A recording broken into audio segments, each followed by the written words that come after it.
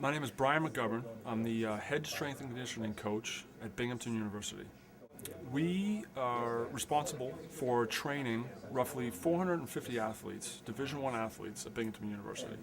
As a strength coach, we are trying to achieve muscle balance, and we are doing exercises that we feel will do this.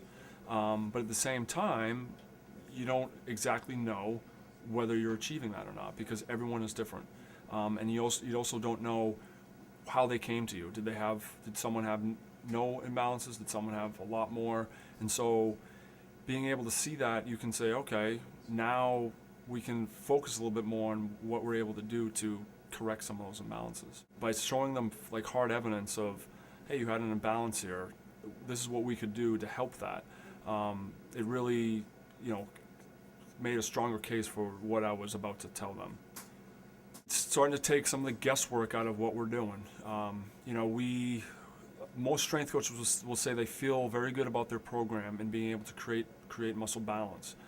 But again, there is still a little bit of guesswork because everybody is different. Everybody comes to you at different stages of either, whether their age or their different sports or whatever, and may cause some different imbalances.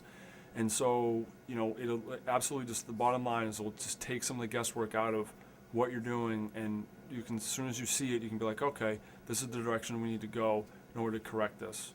Hey, this is a real possibility. You have some muscle imbalance. It's starting to increase your chances of injury.